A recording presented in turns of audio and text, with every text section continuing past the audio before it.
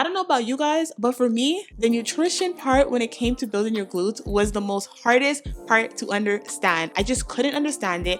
I didn't get it. I was going through so much trial and error, and social media was making it so confusing for me because there was so much information out there. So it was hard to know like what's true, what's not true, how much should I be eating? Is carbs okay? Is carbs not good? How much protein? Do I need that supplement? It was a lot. So if you find yourself being just as confused as I once was, then this video is going to bring you so much clarity because I'm going to break down for you 4 of the biggest mistakes and things that I thought I needed to be having in order for me to build my glutes. So let's get into it. So the first biggest mistake I made was thinking that I needed to have supplements like protein powder, BCAA, pre-workouts. I was so heavily influenced by the women online who would constantly talk about protein shakes, pre-workouts. It gives you the energy to get your workouts in, to lift heavier, to push yourself, which is going to build your muscles and build your glutes. But you got to make sure that after your workout, you get your protein shake in because you have a small window where all the gains from your protein shake will go straight to the butt and the muscles you just worked out. If you don't do it, you're going to miss out. It was so influential, and I was like, oh my gosh, okay, well, I'm already doing these workouts that they're talking about. I'm not doing the protein shakes, I'm not doing the BCAAs, I'm not doing the pre-workout.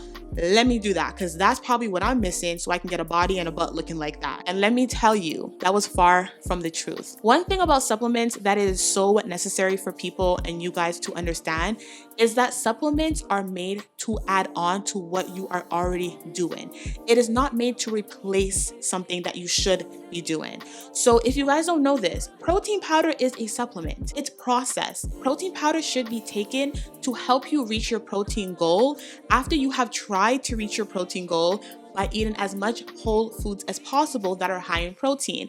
You don't want to rely on 50-60% of your protein every single day coming from protein powders, protein bars, processed protein. You really want it to come from whole foods. And the reason behind this is because these whole foods have nutrients that this processed protein doesn't have. And so if you are opting out a whole meal for a protein shake, you are missing out on nutrients that you can be getting from the whole meal that you could have had. You have to make sure that you are trying your best to get your protein in through whole foods, and whatever you're missing, you supplement it with the protein powder, the protein bars, the protein shakes. And so this does mean that if you are someone who doesn't need to eat that much protein, let's say your protein goal is 120, 130, 140.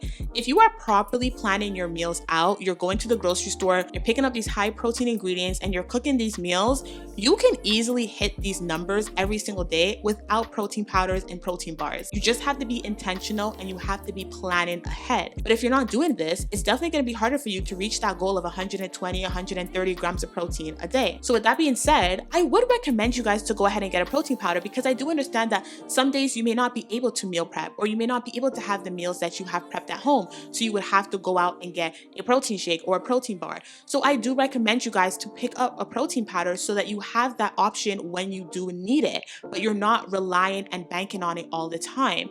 The same thing applies to other supplements. For example, pre-workout. Pre-workout is literally just caffeine to get you boosted for your workouts, but it is not necessary for you to have a pre-workout. If you are sleeping 7 hours a night, if you are making sure that you're fully fed, right? You're eating enough food, you're fueling your body properly, not just with protein, which we will actually talk about later, what is necessary for you to be eating to actually fuel your body. You do not necessarily need to have caffeine. You do not need to rely on the pre-workout to get you pumped up and energized for the gym. You want to have pre-workout on days that you're really tired, that maybe you didn't get to sleep because you had a long night at work, or maybe you're a mother and your child was keeping you up at night, but you still want to be committed to going to the gym. Then of course, have your pre-workout, but do not rely on these things. And I say this because I used to be, if you watch my videos back in the day, pre-workout queen. I would dry scoop it in the cart. It was my ritual. I'll have the scoop in my hand and be like, cheers, and I'll throw it back. I love me a pre-workout, but I had to stop relying on it because I just realized, like, Tashana, you're relying on something that you don't actually need. You don't need this. And this is why I say to you guys that a supplement is made to just add on to what you're already doing, and it shouldn't be something that you are dependent on. And I know how easy it is to be influenced because, as I said, I was heavily influenced in the beginning as well. But you see all these fitness influencers, all these people online talk about all these different supplements that they're taking, and they're showing you their cupboard of supplements or the ritual of all the supplements they're having every single single day and their body looks phenomenal and you're like, oh my God, their body is gold and she's talking about taking this, I'm gonna take this. A lot of these people are promoting these supplements because it is part of their job. They need to collect that check, that commission, because they are a partner with that supplement company. So I'm not saying don't believe what they're saying, because a lot of these supplements do work and can help you, but you do not need them. And that's what the key takeaway is from the first mistake. Now, the second mistake I made was thinking that I needed to be in this big caloric surplus in order for me to grow my glutes. Now, if you don't know what a caloric surplus means, it basically means that you are eating more calories than your body burns. So let's say you're a little skinny girl like I was, maybe 100 pounds, 00 in waist, and you want to get thicker. But for you to maintain the body that you currently have and the weight that you have, you need to be eating 1,500 calories a day. I'm just throwing numbers out there, okay? This is not actual real numbers. If you keep eating 1,500 calories a day, you're gonna maintain that same weight and physique. But if you're eating now in a surplus, you would be eating more than 1,500 calories. So this is what's gonna help you put on weight. So this mistake really is for my girls who are skinny and wanna get thicker, who wanna go from a pancake to a peach. I was once there, and so this is why I can speak on it. I used to think that I needed to eat in a crazy caloric surplus. I needed to bulk so that I can put on a bunch of weight, which will go to my butt, and then I will cut so I can lean out and get rid of all the body fat that I don't want to have while still keeping that butt that I was able to build during my bulk.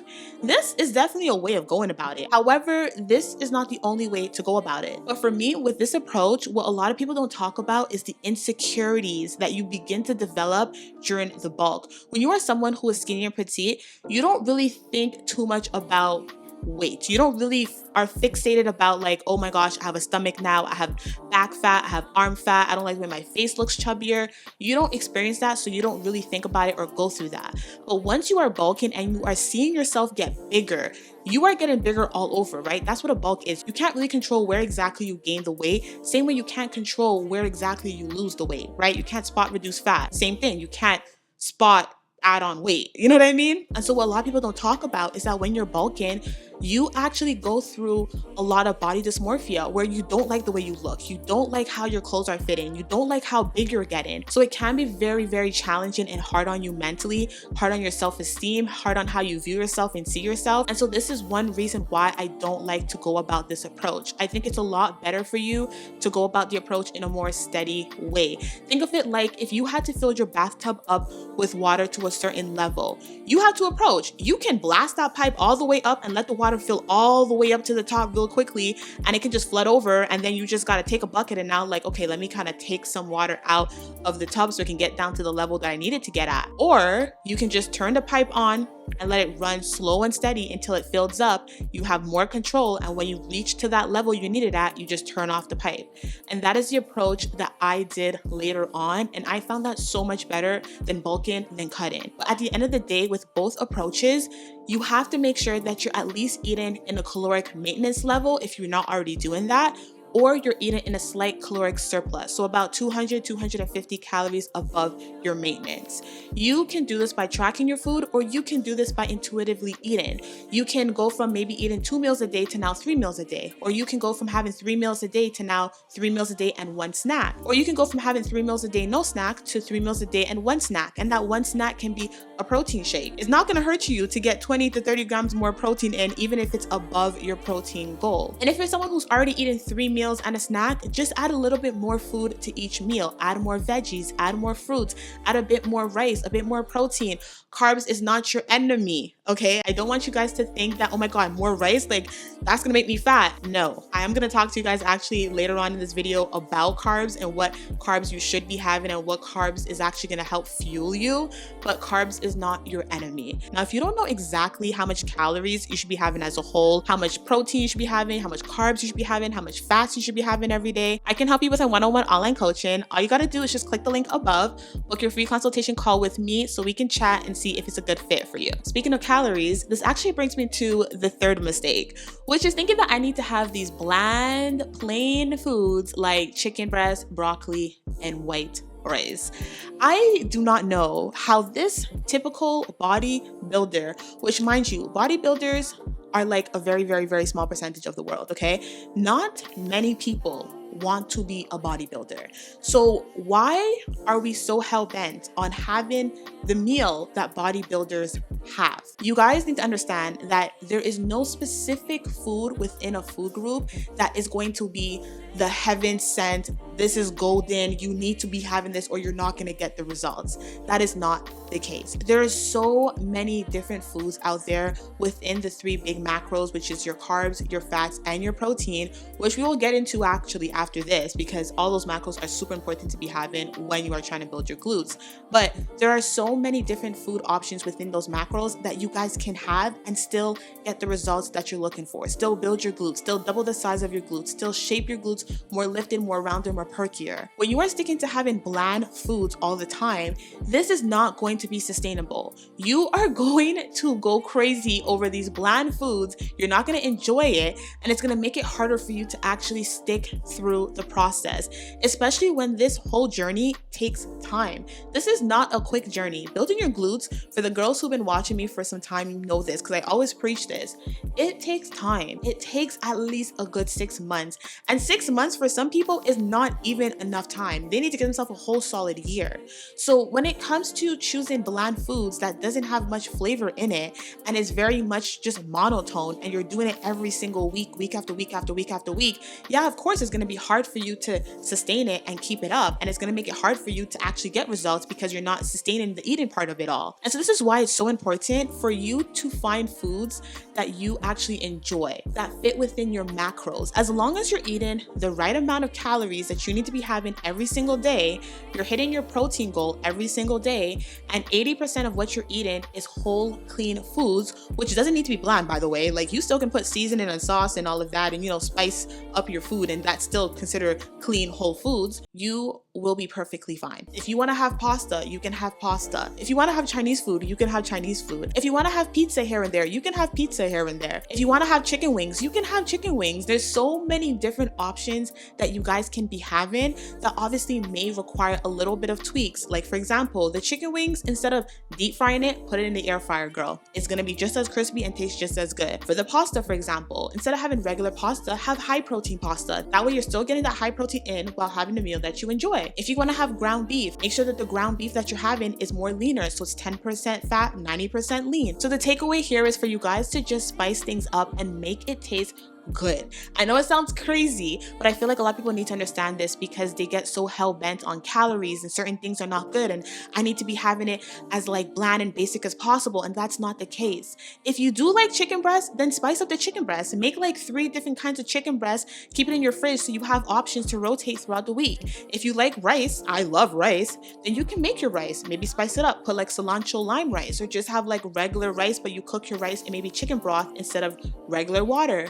And if you like broccoli, then cool, have broccoli, but you can put some salt and butter on it. You can even put some garlic butter on it. Just make things more flavorful. That way it's way more enjoyable for you guys along this journey. Now, the 4th nutrition mistake I made when it came to building my glutes was thinking that I needed to only focus on protein. Like, protein was the one macro that really mattered. The carbs, the fats, that's irrelevant. Don't worry about it. Just focus on your protein. Protein. And I was so wrong with this. Now, protein is the building block for your muscles. It's literally what your muscles are made out of. So it is a very important macro. However, when it comes to building your glutes, you have to make sure that you are eating enough calories as a whole. So this means that you have to pay attention to your carbs as well as your fats. I don't know who needs to hear this. Carbs will not make you fat. What a lot of people fail to understand, and I failed to understand this in the beginning of my journey as well, is that carbs is so needed when you are a gym girl. When you are someone who's weightlifting, especially you are weightlifting several times a week and you are pushing yourself, you need to be eating carbs. Carbs is what's actually going to fuel your body. It's what's going to give you energy so that you can actually lift heavy and not feel groggy, not feel tired, not feeling like you can't push yourself as much. I don't know if you guys have ever tried to do a low carb or no carb diet and you worked out at the same time and you notice, oh my gosh, I just don't have the strength. Like, I'm feeling so tired. I'm feeling so exhausted. I really depend on caffeine to get me through my workouts. This is because you're not giving your body the energy that it actually needs to carry out these workouts, which comes from carbs. Now with carbs, there are good carbs and bad carbs, right? Just like fats, there's good fats and bad fats. So as long as you're making sure that majority of the carbs you're having are good, healthy carbs. So these are your veggies. These can be potatoes, white potatoes, yellow potatoes, sweet potatoes. These also can be from quinoa, from grains, from oats, whole wheat. Those are the healthy carbs that you really want to be aiming towards for your lunch and your dinner every single day. Now, the healthy fats would be things like your oil, your nuts, your fish like salmon, and especially for my women who have cravings, which is so normal, we know this, around that time of the month, eating foods that are higher in fat, so like avocado, maybe dark chocolate, some nuts, it actually helps you with curbing your cravings. Not saying you're not going to crave at all anymore, but it does help you to an extent. So when it comes to building your glutes, protein does play a huge part, but it cannot do all of the work on its own. It needs the help of the carbs and the fats. And so this is why one thing I say to a lot of my clients when it comes to their calories is that they need to focus on 3 things. Focus on hitting your protein goal every day. Focus on hitting your calorie goal every day, which includes your carbs, your fats, and your protein. And focus on eating 80% clean, whole foods every single week and 20% foods that you enjoy and you're indulging in. As long as you do this consistently, you will be properly feeding your body the way it needs to be fed to build your glutes. So those are my 4 biggest mistakes I made when it came to my nutrition and building my glutes. Hopefully you guys learned a thing or two. Let me know down below which one you're like, oh, I didn't know that, or oh, okay, that's good to know that you cleared that up because I thought da-da-da blah blah blah. Let me know, because I promise you're not the only person who was thinking that. And if there are some more questions that you guys have surrounding your nutrition and building your glutes, let me know down below in the comments. I always respond to you guys, and I even incorporate your questions into future videos so I can give you more in-depth answers. But once again, thank you guys for watching. I hope you enjoyed it. Make sure to give it a thumbs up. Make sure you are subscribed if you're not already, and I'll see you guys in the next one. Bye.